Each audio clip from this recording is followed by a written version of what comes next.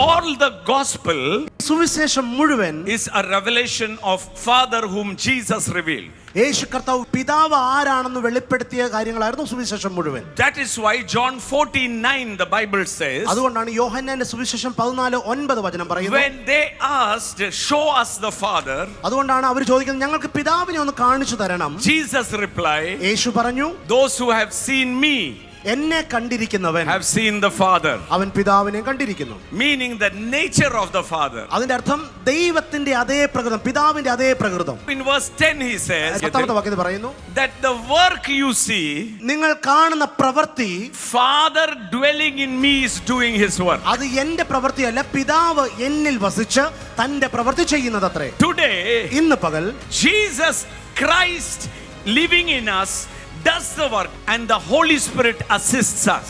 ഇന്ന് ക്രിസ്തു എന്നിലും നിങ്ങളിലും വസിച്ച് തന്റെ പ്രവൃത്തി ചെയ്യുന്നു, അതിന് പരിശുദ്ധാത്മാവ് സഹായിക്കും. നമ്മുടെ ജീവിതം, നമ്മുടെ ശുശ്രൂഷ glorifies Jesus.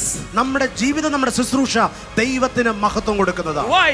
എന്തുകൊണ്ട്? Jesus said, യേശു പറഞ്ഞു, when the Holy Spirit comes, പരിശുദ്ധാത്മാവ് വരുമ്പോൾ he will take from me അവൻ എനിക്കുള്ളത് നിന്ന് എടുത്തു and തരും, glorify me. അതുകൊണ്ട് എന്നെ മഹത്വപ്പെടുത്തും. Hallelujah. ഹല്ലേലൂയ.